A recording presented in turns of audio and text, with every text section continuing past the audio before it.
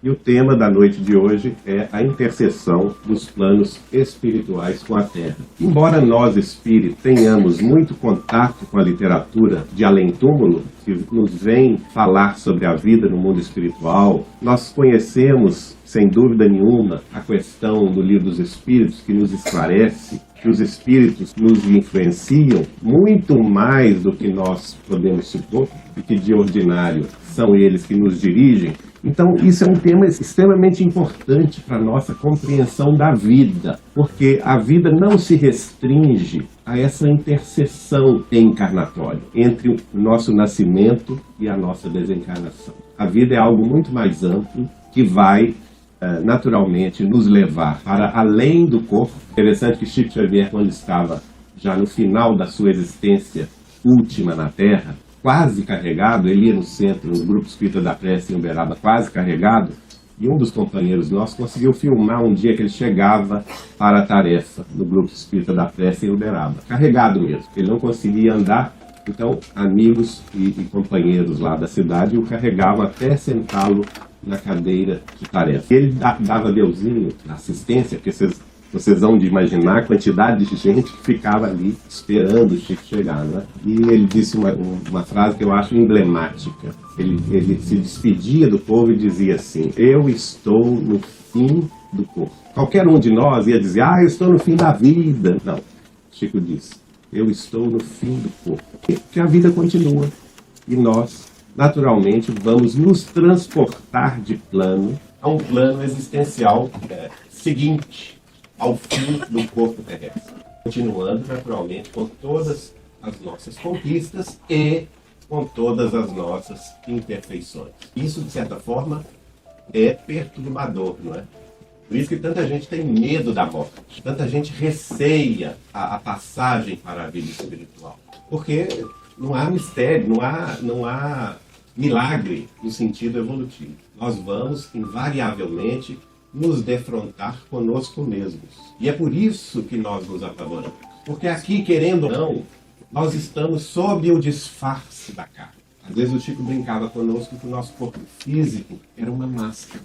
Uma máscara que provisoriamente nós, espíritos imortais, vestimos, né, durante um período de tempo, muitas vezes para esconder o nosso pensamento real, o nosso sentimento real, o nosso atraso moral. E é por isso que a morte nos assusta. Bom, mas eu não estou aqui para assustar ninguém, né? Nós estamos aqui para estudar esse tema. É um tema que Jesus, ele próprio, tratou desse tema, como relatado por João, no capítulo 14 do seu Evangelho, versículos 1 a 3, há muitas moradas na casa do Pai. E é a partir daí que a gente vai navegar. Quem aqui conhece a obra de Emanuel Swedenborg? Alguém já leu? Quem é Emanuel Swedenborg?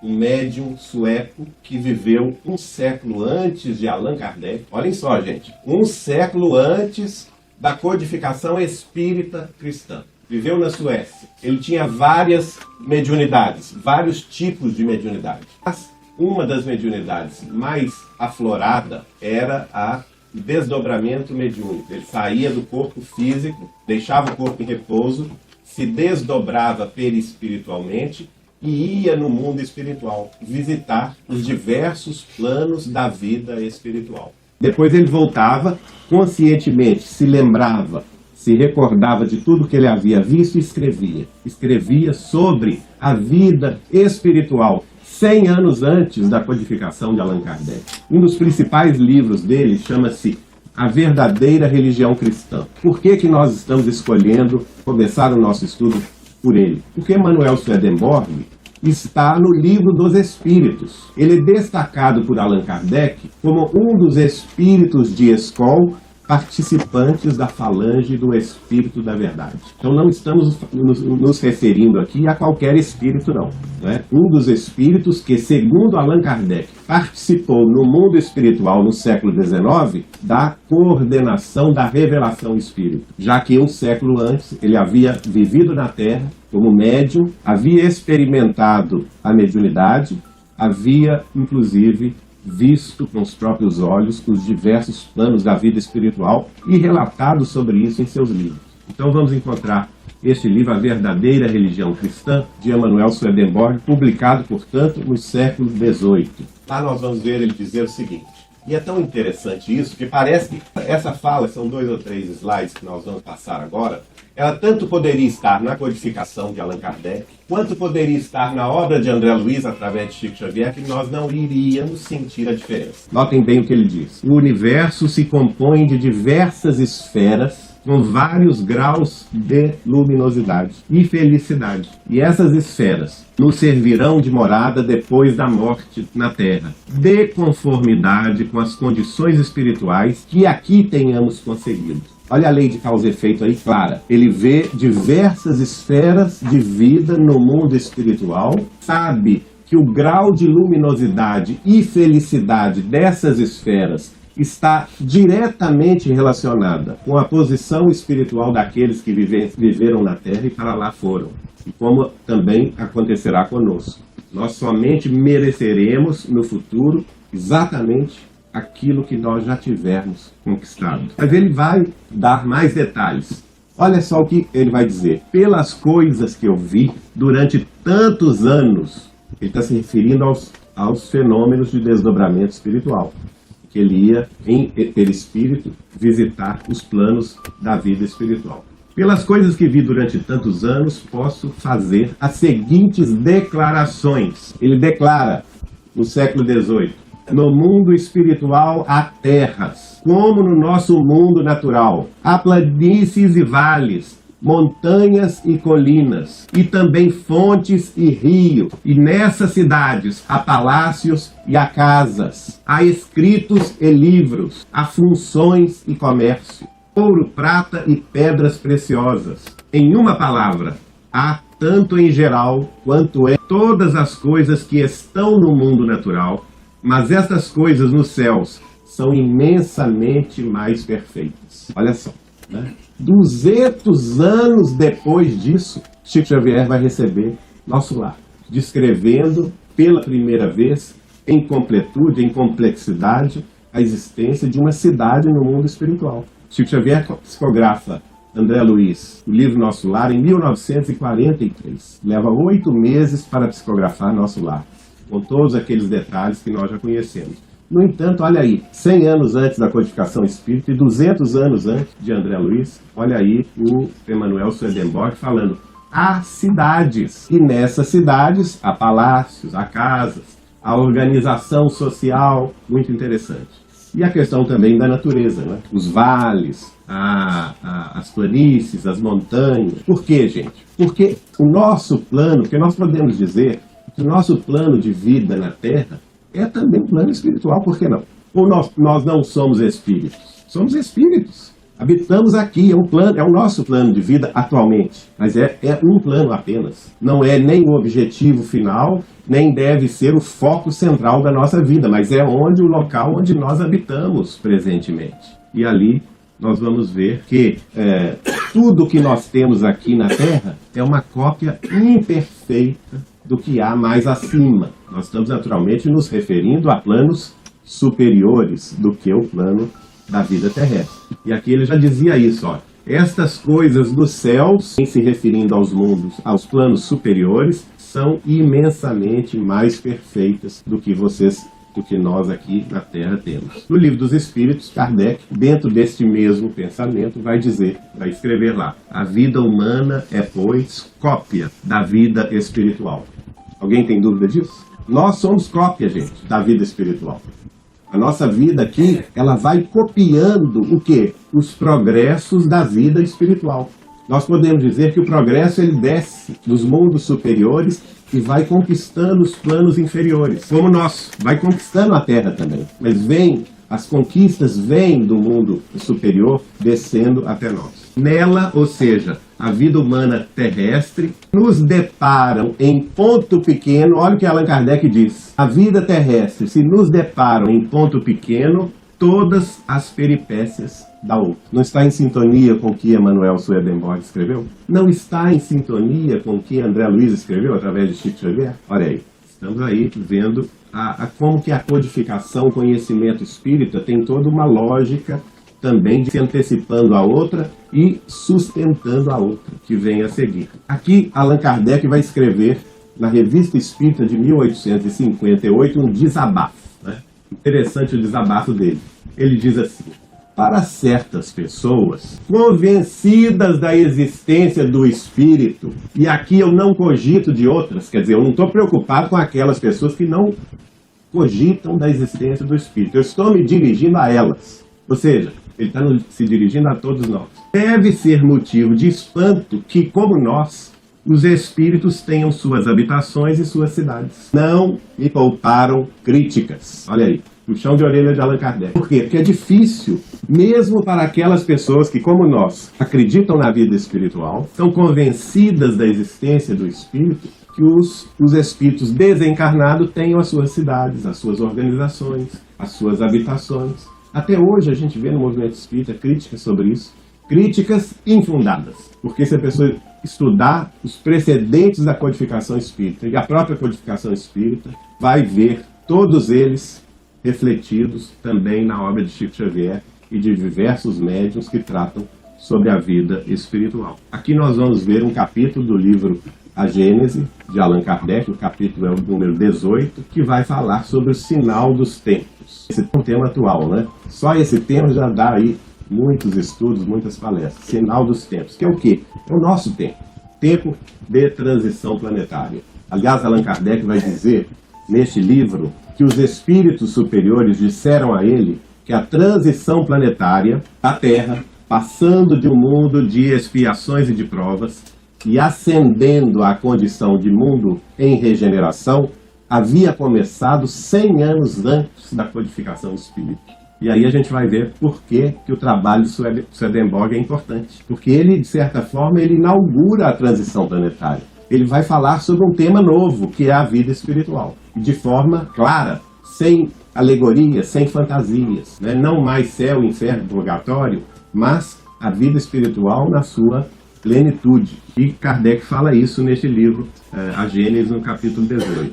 Aqui ele vai destacar duas comunicações espirituais muito importantes. Uma comunicação do primeiro-ministro da França, François Arago, e a outra comunicação de um médico inglês, Dr. Barry. Aliás, há uma curiosidade sobre o Dr. Barry, que quando ele foi médico, nas guerras napoleônicas, ele foi assistir os feridos ingleses da guerra com Napoleão e acabou desencarnando na guerra, não é? Nos bombardeamentos recíprocos lá entre França e Inglaterra. E ao desencarnar, na hora que foram tratar do corpo para o enterramento, descobriram que ele era uma mulher. Uma mulher que, naquela época, a mulher não podia estudar, não podia ser médica. Ele se travestiu de homem para ser médico e exercer a medicina. Curioso Allan Kardec colocar esse espírito como um dos espíritos de escola, escolher uma mensagem dele para incluir no capítulo 18, que trata do sinal dos tempos, no livro A Gênese. Mas essa primeira comunicação aqui é do espírito de Arago, primeiro-ministro da França, que desencarnara antes de Kardec lançar o livro dos Espíritos. Ele diz assim: no mesmo sistema planetário, todos os corpos que o constituem reagem uns sobre os outros. Falando aí, naturalmente, de uma das leis básicas da física, não é? Da astrofísica, que é a lei gravitacional. Todas as influências físicas são nele solidárias e nenhum só há dos efeitos que designais pelo nome de grandes perturbações que não seja consequente da componente das influências de todo o sistema. Olha, gente, isso é atualíssimo. O espírito de Arago está falando sobre as grandes perturbações. Não é o que nós estamos vivendo hoje? Grandes perturbações? Quanta comoção sobre isso. No Brasil, os movimentos protestando contra a corrupção, tudo faz parte. Quer dizer, nada disso está desconectado. Tudo faz parte de um grande concerto de acontecimentos próprios da fase de transição planetária. Da fase que Allan Kardec chamou de sinal dos tempos. E ele vai dizer mais, o Arago. Agora já é a comunicação seguinte, a comunicação de Dr. Barry. Ele diz, aí já se referindo especificamente sobre o mundo dos espíritos, a vida espiritual e a influência que os espíritos têm na Terra, na vida terrestre, e também a influência, a participação dos espíritos nessas comoções sociais, nessas perturbações de toda ordem. Dr. Berry diz assim: o mundo dos espíritos que vos rodeia experimenta o contra-choque de todas as comoções que abalam o mundo dos encarnados. Digo mesmo que ele toma parte ativa nessas comoções. Alguém duvida disso? Quem duvidar, vou dar um exemplo aqui. Livro Há 2000 anos. Quem já leu? Há 2000 anos, clássico da literatura espírita, um romance épico do espírito de Emmanuel, através de Chico Xavier. Lá, mais para o final do livro, depois que Lívia já tinha sido levada ao sacrifício no circo romano, e que o senador Públio Lentulus está se modificando no íntimo, né? Sofrendo a partida da sua esposa, arrependido do que havia feito com ela, ele recebe, em determinado momento, a visita do seu grande amigo, também ex-senador romano, Flamínio Severus, e um diálogo espiritual com Flamínio Severus. Fora do corpo, ele tem um diálogo espiritual. O que Flamínio Severus fala com ele? Que ele está desejoso de partir, ele está querendo desistir, está desanimado com a vida terrestre. Flamínio Severus fala com ele assim: não, você não pode deixar o corpo agora. Em nome de Jesus, nós queremos que você tome parte ativa nos bastidores da política romana para derrubar o imperador Nero, o imperador sanguinário, o imperador que está trazendo para a nação romana tantos malefícios. E nós, no mundo espiritual, te ajudaremos a derrubar o imperador. Olha aí. Né? Em sintonia com o que Kardec fala na Gênese. O livro A Gênese, o espírito de Dr. Berry fala para Allan Kardec: digo mesmo que ele, o mundo espiritual, toma parte ativa nessas comoções sociais. Por que isso, gente? O próprio espírito responde. Alguém pode perguntar: mas por que os espíritos vão se interessar pela política terrestre? Por que vocês acham? Sem ler aqui, por favor.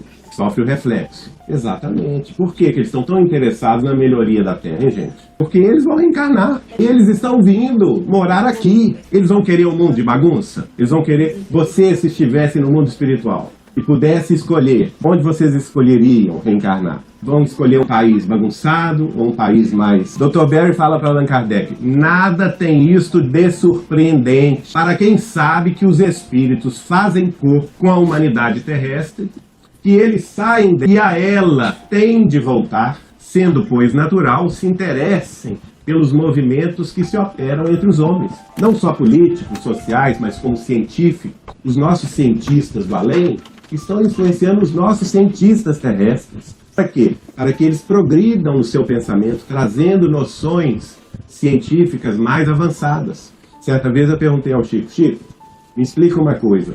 Qual que é a posição científica da comunidade em nosso lar? O Chico me respondeu na lata: é 100 anos na frente da vida terrestre. Então, as conquistas científicas da cidade espiritual de nosso lar, que, diga-se de passagem, não está num plano superior. Nosso lar, segundo André Luiz, está no umbral mais fino, né? Mas umbral, está lá. Está no limite, né? Entre o umbral e o plano seguinte, que o Chico dizia para nós, que era o plano das ciências e das artes, plano superior ao umbral, plano das ciências e das artes. O nosso lar está ali abaixo ainda desse plano. Se nosso lar está 100 anos na nossa frente, a gente imagina o que tem para cima. E já é tão bom, não é? Olha como que a gente tem esperança de prosseguir, de progredir. Tem muita coisa para a gente olhar para cima do que ficar olhando para trás. Pois é, lá no nosso lar mesmo, vocês vejam que, em determinado momento, André Luiz relata que cada habitante de nosso lar tinha um aparelho comunicador pessoal. Está lá escrito. A gente fala em palestras, as pessoas falam assim: isso não tem no meu livro, não. Tem sim, vai lá ler, vai lá fazer o garimpo. Porque a gente não pode pegar esses livros e simplesmente ler como diversão, não, gente. Esses livros são revelações espirituais importantíssimas. Eles têm que ser estudados. Frase, período a período. E aí a gente vai pensar essas descobertas. Quando, por exemplo, a ministra veneranda vai falar no Parque das Águas, lembram-se disso? O que André Luiz relata? Ele relata a existência, ele chama, eu vou dizer nos termos de hoje, né? Mas o que ele diz é exatamente isso.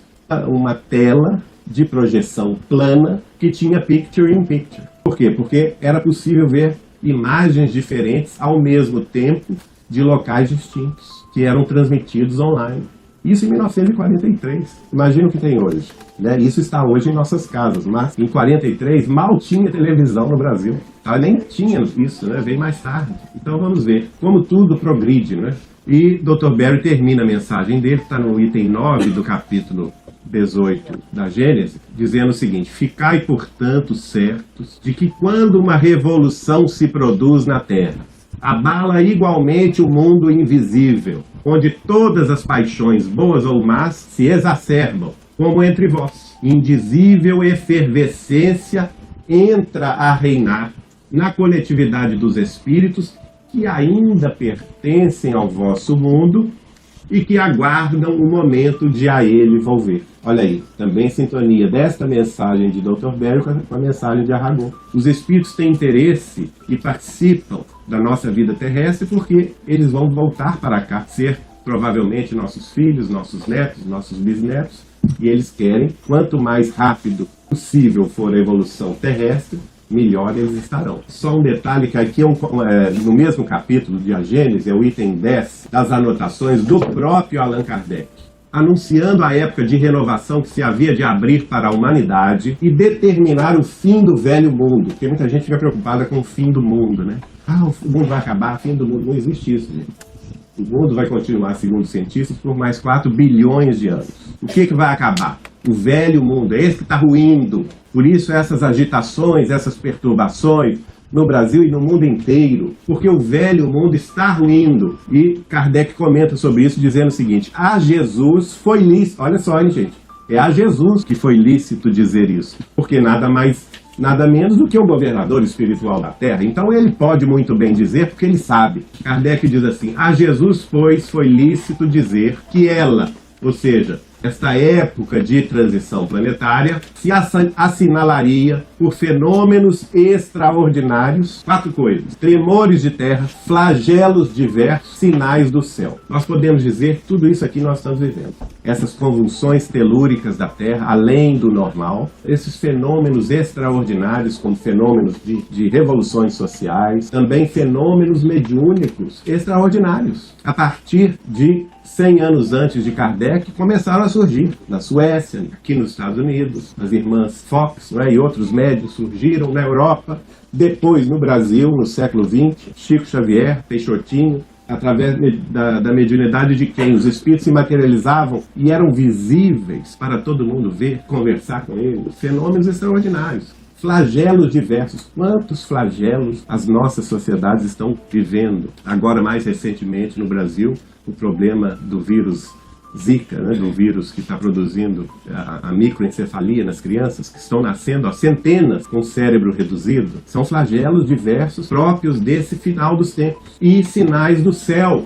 E aqui eu vou dizer que sinais do céu podem ser tanto os avistamentos de naves de outras civilizações, que a partir de 1945 aumentou vigorosamente, quanto também a mediunidade, relatando para nós a vida no mundo espiritual, os planos de vida no mundo espiritual. E esse camaradinho aqui, quem conhece ele, né?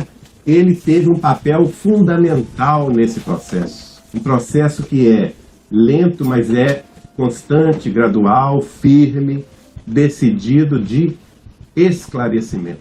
Esclarecimento sobre a realidade da vida, a continuidade da vida além túmulo, a existência dos planos espirituais para onde nós nos dirigimos, querendo ou não. Não adianta que ninguém aqui vai ficar para semente, é ou não é? E a tia-avó brincava isso comigo. Um dia nós vamos enfrentar o fim do corpo, uma coisa absolutamente natural. Ninguém precisa temer isso. Chico Xavier tem um papel primordial nesse esclarecimento. Diga-se de passagem, mês passado, aliás, 2 meses atrás, nós lançamos um livro, o mais recente livro da psicografia do Chico, pelo espírito de Clóvis Tavares, que foi um dos grandes amigos dele, biógrafo dele, inclusive. São as mensagens que o Clóvis Tavares escreveu através do próprio Chico, que a família nos deu. Chama-se A Saudade é o Método do Amor. Este livro é o livro de número 497, já publicados pela mediunidade de Chico Xavier. Até a gente conhecer tudo isso, hein, gente? 497 livros publicados, fora os que virão ainda, porque ainda tem coisa para ser publicado. 497 livros, tratando exatamente sobre tudo isso que nós estamos falando. Preparando a humanidade terrestre para este ápice que nós haveremos de viver em algum momento breve do nosso futuro, que é o final desse processo de transição planetária, que, segundo Emmanuel, através do Chico, está lá no livro Plantão de Respostas, se encerrará no ano 2057. Então, notem bem, 100 anos antes de Allan Kardec, portanto, 1757, começa a transição planetária.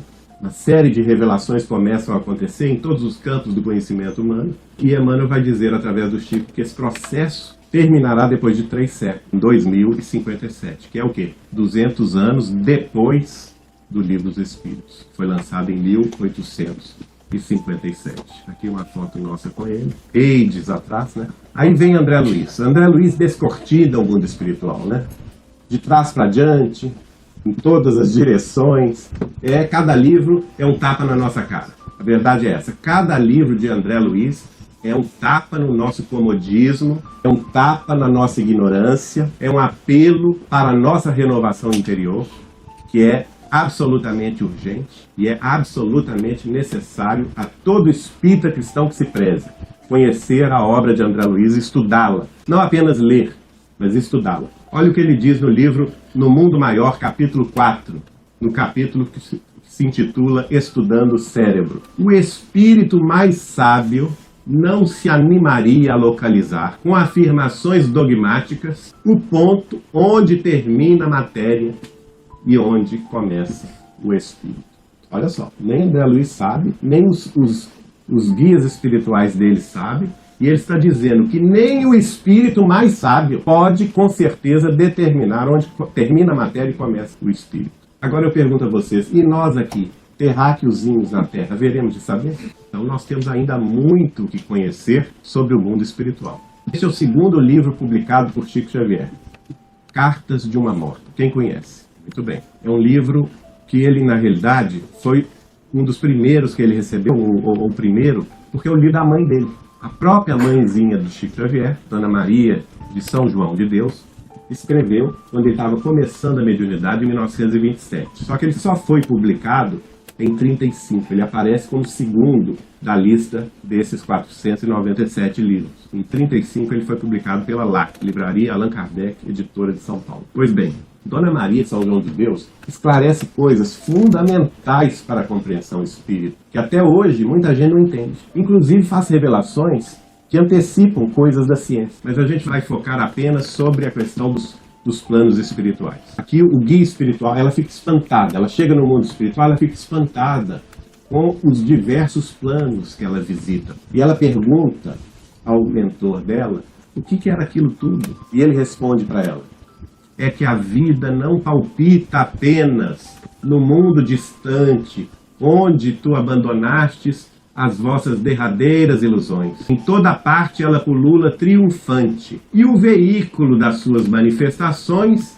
é o que se diversifica na multiplicidade de seus planos. O que ele está falando com ela aqui, gente? Qual que é o veículo das manifestações da vida? Matéria.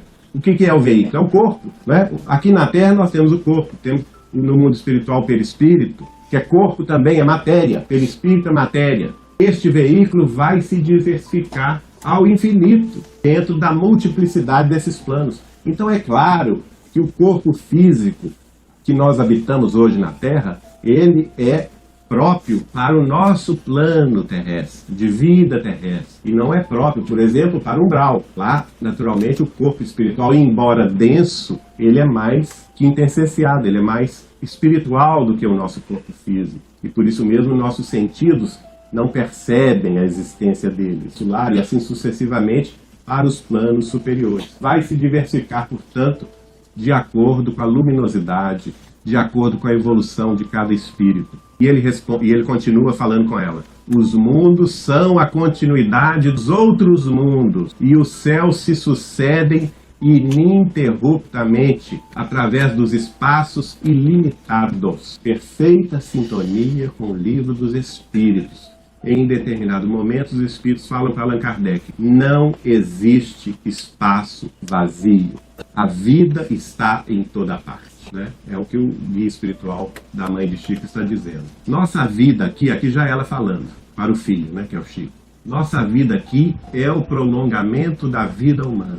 Não existem vazios no universo. Todas as zonas interplanetárias estão repletas de vida em suas manifestações multiformes. O que significa essa palavra, gente? Multiforme, formas diferenciadas. Então também nós não vamos achar que a vida em Júpiter, em Saturno, será igual à nossa vida. Muita gente cai nessa bobagem de dizer: ah, mas os americanos já mandaram espaçonaves a Marte, ou a Júpiter, ou a Saturno, ou a Vênus, e já viram que não tem vida lá. Claro que não tem vida como nós conhecemos na Terra. Por quê? Porque lá é outro plano, é outra organização material, diferente da nossa. Impressão em organização, as formas de manifestação da vida, elas se associam ao infinito. Senão nós estaríamos limitando a capacidade divina de criar a nossa compreensão. Nós temos esse malveso de fazer Deus a nossa imagem, né? Nós queremos que seja tudo igualzinho do jeito que nós conhecemos e entendemos. Ao passo que é o contrário, né? A imagem do pensamento divino é a criação divina. E ela é ilimitada. Ela não pode ser limitada pelos conhecimentos humanos. Nos planos adjacentes, agora ela vai especificar. Qual que é o plano adjacente à vida terrestre? Umbral, né? Pensa bem, Chico brincava. Onde começa um umbral? Muita gente perguntava, como é que começa um umbral? Eu vi a notícia do umbral nos vídeos de André Luiz. Onde que começa? Ele respondia, começa na ponta do nosso nariz. Aí que começa o umbral. A ponta do nosso nariz. Nos planos adjacentes ao mundo, a vida espiritual transcorre em ambiente semelhante ao da vida terrena. Alguém tem dúvida disso? É só pegar o próprio Nosso Lar relatando o livro Os Mensageiros, o livro Missionários da Luz, o livro Obreiros da Vida Eterna, o livro Libertação, né? Planos adjacentes à vida espiritual. E Maria de Deus vai dizer, mãe de Chico, é portanto natural que o nosso ambiente, em grande parte, ainda seja caracterizado pelas ideias e concepções da Terra. Então as ideias e concepções da Terra prosseguem no além. Claro que sim, né, gente? Não vamos achar que largou o corpo, a pessoa vai se tornar espírita, vai compreender o mundo espiritual. Não. Continuam lá os católicos, os protestantes, os muçulmanos, os budistas, do jeitinho que eles viviam aqui.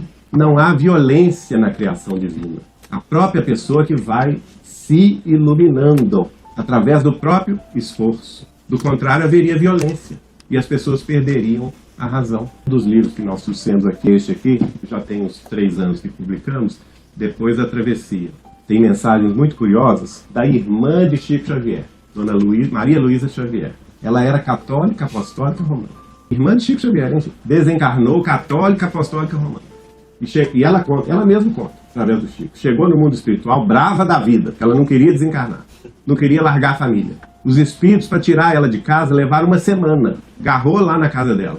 Queria ficar com a filha, com os netos. A mãe aparecia, o irmão, que já havia falecido, José, aparecia para ela. Ela não queria saber deles. Colocava eles para fora. Mas até o momento que ela compreendeu que ela tinha desencarnado e foi levada pela mãe, pelo irmão e pelo espírito de Sheila, segundo ela, num voo de um carro voador que durou 45 minutos, aí ela chega numa cidade espiritual e ela começa a ver as beatas, as amigas católicas dela, de Pedro Leopoldo, de Matosinhos, que era a cidade vizinha lá, é a cidade vizinha de Pedro Leopoldo. E ali ela já começa a ficar satisfeita, ela está vendo os católicos, né? E ela pergunta para a mãe fala com ela assim, olha, aqui nós temos uma estância de repouso para os desencarnados da fé católica. Aqui você vai ter descanso, vai ter paz para refletir. Leva ela a um apartamento, que será a morada nova dela. E lá tem um terço, tem os símbolos da religião católica que ela tanto amava. Ela fica mais satisfeita ainda, né? E ela pergunta para a mãe, e o padre? Nós temos padre aqui? Tem, sim, vem aqui na janela. Leva ela na janela e mostra os sacerdotes, vestidos como sacerdotes lá no mundo espiritual. Aí mais satisfeita ela fica. Então quer dizer que agora eu posso ficar, você pode descansar. Ah, mas eu quero saber dos espíritas. Porque ela não gostava de espírita não, viu? Não gostava, porque imaginem bem, ela achava que os espíritos perturbavam o irmão dela.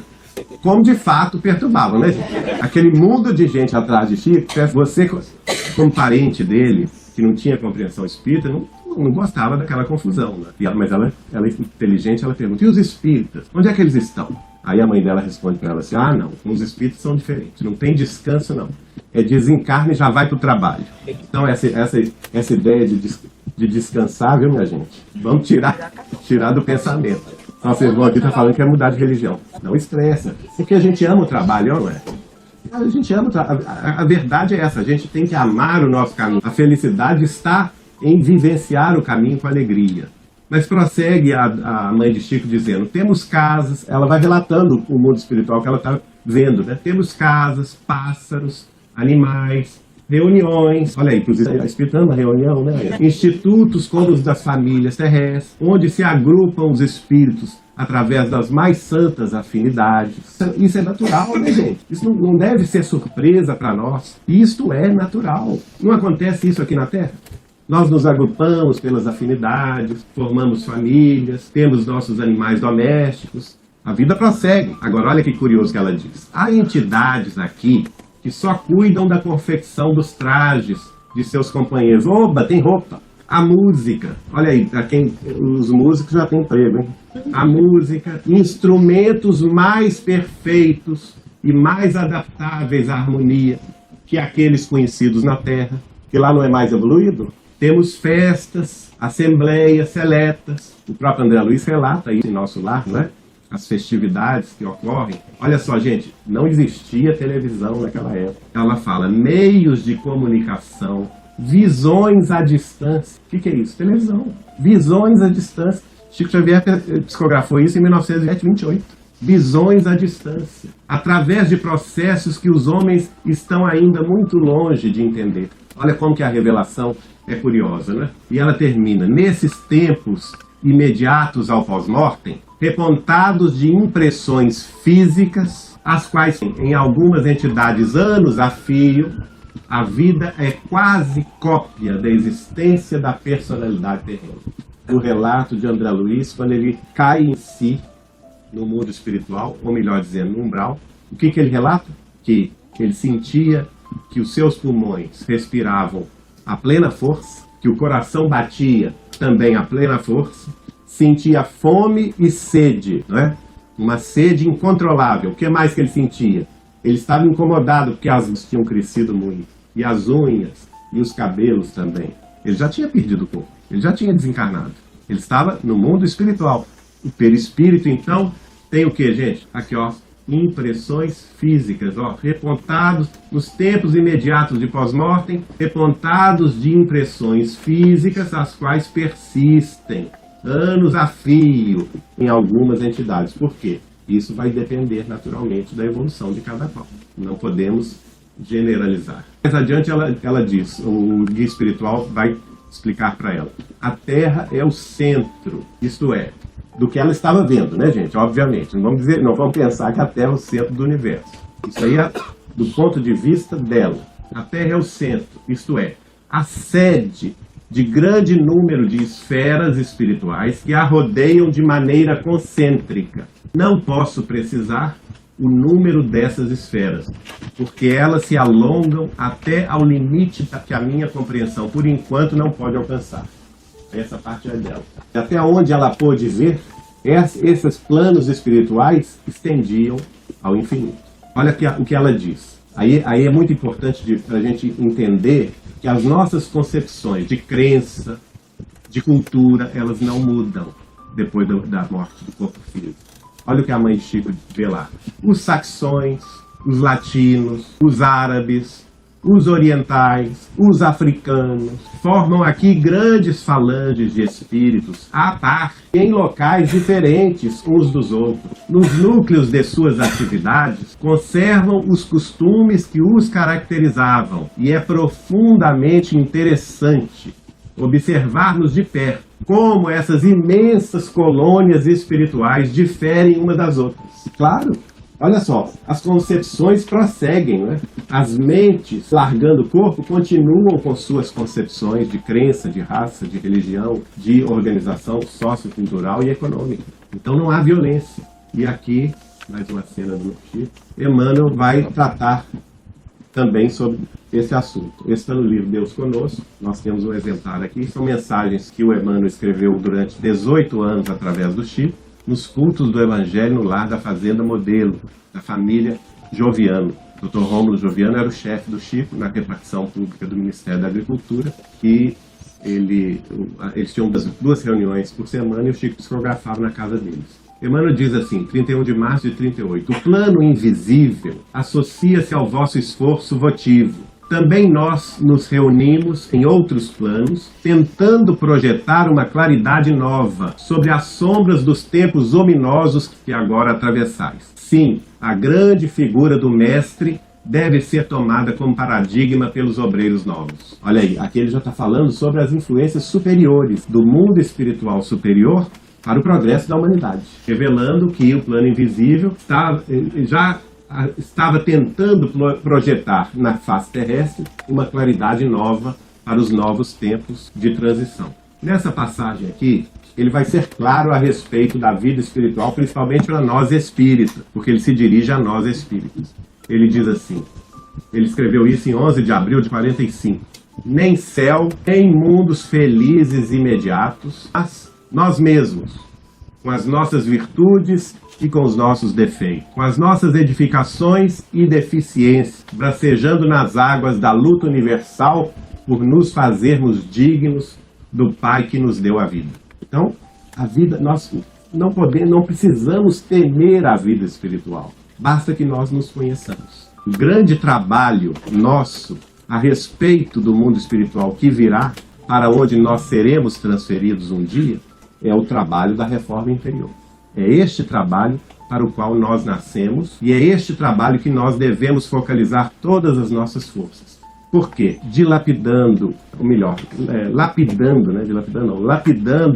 essa pedra bruta, esse diamante bruto que é o nosso espírito, nós estaremos, se Deus quiser, bem amparados, porque nos encontraremos com esse processo de nós mesmos. E aqui o Neio Lúcio, no livro Sementeira de Luz, também recebido nesses 18 anos de psicografias do Chico na Fazenda Modelo, ele vai dizer, o além-túmulo não é a região privilegiada que sabem fazer formosas orações, e sim a zona para a qual a vida se transfere.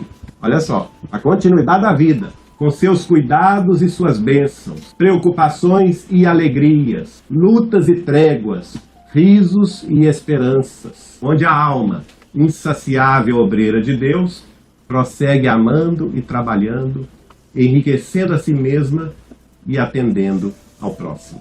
Então vamos fazer da nossa vida terrestre tudo isso. Porque se a gente começar esse trabalho aqui, colocando a mão na massa, como a gente diz lá em Minas, aqui no trabalho fraterno, na dedicação à doutrina, na dedicação à divulgação do livro espírita, que segundo Emmanuel era a maior caridade que um espírita podia fazer. Se a gente fizer isso, trabalhando para a reforma íntima, para um mundo melhor, mais justo do amanhã, para os nossos filhos, netos, bisnetos, que nada mais são do que os nossos guias espirituais que querem voltar, então certamente nós vamos estar bem no mundo espiritual. São pequenos trechos sobre a própria obra de André Luiz. Aqui Emmanuel comenta, por exemplo, sobre o nosso lar. Ele diz assim, isso em 7 de julho de 43. O autor pretende oferecer todos os detalhes possíveis, olha só, possíveis, de sua permanência numa colônia de transição. Ele chama nosso lar de uma colônia de transição, entre milhares de colônias dessa natureza, e tão diversas entre si quanto aos pormenores de organização, quanto as que rodeiam a Terra. Emmanuel revela que o nosso lar, que o André Luiz estava revelando, a primeira cidade espiritual que o mundo teve plena consciência, plena informação da sua existência. Que ela era apenas uma entre milhares de colônias dessa mesma natureza. Unindo essa fala de Emmanuel com a fala de Maria de São João de Deus sobre os saxões, sobre os árabes, sobre os africanos, sobre os europeus, enfim. Essas colônias espirituais vão diferir como diferem entre nós aqui na Terra cidades terrestres. Ou vocês acham que Nova York é igualzinho uma cidade brasileira? Vocês que vivem aqui. Igualzinho. Ou uma cidade japonesa, uma cidade indiana, uma cidade na China, uma cidade francesa, são diferentes. E no mundo espiritual essa diferença prossegue. É muito importante o estudo e o contato com essas informações espirituais, porque segundo Neio Lúcio, sem que nós sintamos, a nossa mente, ao ler esses livros, se desloca para esferas mais altas. Nós estamos sendo preparados para a vida espiritual a partir do momento que a gente começa a estudá-la. Então é muito importante, a nossa mente se eleva, sai um pouco do terra, do imediatismo terrestre. E ele ainda, aqui já André Luiz, Emmanuel falando, que Jesus permita a André Luiz a edificação de mais um detalhe da construção espiritual. Ele chama a obra de André Luiz, né? Nosso Lar, os Mensageiros, Missionários da Luz, Obreiros da Vida Eterna, no Mundo Maior, Libertação, Entre a Terra e o Céu, nos domínios da mediunidade, ação e reação, evolução em dois mundos, mecanismos da mediunidade, sexo e destino e a vida continua.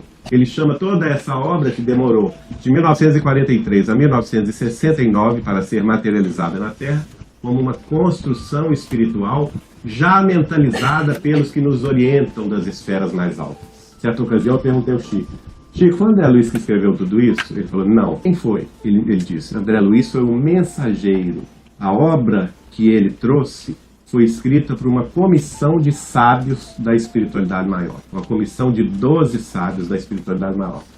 Fiquei que nem um ferrinho de dentista perguntando a ele, para ele me dizer quem eram esses 12, ele não queria dizer de jeito nenhum. Mas pelo menos um ele soltou. Um dos sábios da espiritualidade maior era Sócrates, um dos autores desta obra. Então nós temos que prestar muita atenção a essa obra, né? Porque são eles que nos orientam de mais alto. Aqui Emmanuel fala sobre o livro Os Mensageiros. Ele diz assim, ao nosso ver, Os Mensageiros é serviço valioso pelos detalhes técnicos que oferece relativamente ao nosso trabalho de intercâmbio e cooperação com o plano de carne. Não está em sintonia com a obra de Kardec? Com a obra de Swedenborg? Falando da presença e da influência dos espíritos na nossa vida? Emmanuel comenta, né? É um relatório quase da vida espiritual, com os homens encarnados na esfera dos que se encontram fora dos círculos da carne, e assim vice-versa. E as afirmações requerem, pois, muita medida. Tudo foi muito pensado. Foram feitos, Emmanuel chega a relatar isso, no livro Deus Conosco. As discussões de temas, de assuntos, eram burilados no mundo espiritual, antes de André Luiz escrevê-las através do Chico. Tudo era debatido, ele chega a dizer que vários espíritos colaboraram nesse processo para que viesse a coisa mais perfeita possível, né? E ele ainda diz, somos trabalhadores entre maiores espirituais e crianças do entendimento, e é indispensável atender a todos. Por isso também a questão da medida, né? Em considerações sobre outras colônias espirituais, por exemplo, colônias que no livro Entre a Terra e o Céu de André Luiz se revelam como a colônia, o chamado Lar da Bênção, que é uma colônia espiritual dedicada a amparar as crianças recém-desencarnadas e a prepará-las para uma nova reencarnação, e também uma colônia em que as mães, as futuras mães, passavam por instruções, passavam por preparos para reencarnarem e com a missão de receber em seu seio os filhos. Enfim, a obra de Chico Xavier vai se desdobrando, são muitas informações. O livro Voltei, por exemplo, é um livro espetacular, porque é um livro escrito por um diretor da Federação Espírita Brasileira, Frederico Figner, e a Federação, na época, cometeu uma impropriedade quando ele desencarnou, coitado. Porque, e nós temos a prova disso lá na casa de Chico Xavier, no Reformador, que vocês conhecem, que é o jornal oficial da FEB, no Reformador do mês seguinte à desencarnação de Frederico Figner, eles estamparam numa página inteira o seguinte dizer: desencarnou no Rio de Janeiro o espírita mais perfeito do Brasil. Por isso é que ele voltou para desmentir. Por isso que o livro chama Voltei.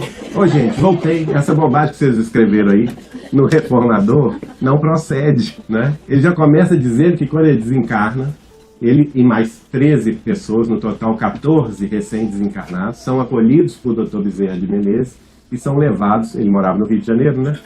embora fosse húngaro, se não me engano, não, tcheco, né? E ele foi levado à praia junto com 13 outros recém-desencarnados, e cada um deles tinha um parente ou um guia espiritual que estava amparando, né? E o Dr. Bezerra fala com eles: não, vocês vão ficar aqui alguns momentos no mar para se reabastecerem de forças antes de nós seguirmos ao mundo espiritual. Mas aí chega uma professora primária. Ela também tinha desencarnado no mesmo dia que ele, uma professora primária, naturalmente, enfrentando todas as lutas que as professoras primárias, especialmente no Brasil, enfrentam até hoje, né? E ela chega nimbada de luz, essa professora primária. Na mesma hora, o Frederico Figner tem inveja dela. E ele olha para si e diz: eu não tenho luz nenhuma. Como assim, né? Diretor da Federação Espírita Brasileira. Ele só pensou isso. A filha dele o repreende na hora: papai, olha o pensamento, não pense uma bobagem dessa. Esta senhora que o senhor está vendo, tem 40 anos que ela se dedica à educação infantil no Brasil, de forma sacrificial. A luz que ela carrega é a luz que ela conquistou. Que nós fiquemos com essa mensagem e que isso nos inspire a amar mais, que isso é o que importa, a movimentar todas as nossas forças morais, toda a nossa coragem, toda a nossa energia em amar mais, compreender mais, nos dispor a servir mais, que isso é que vai fazer a diferença. Uma frase que o Chico repetia para nós, não é dele e nem dos espíritos, ele tinha lido em algum livro que o tocou bastante, e ele repetia para nós isso: só muito tarde é que se vê que não se amou o bastante. Que Jesus nos abençoe.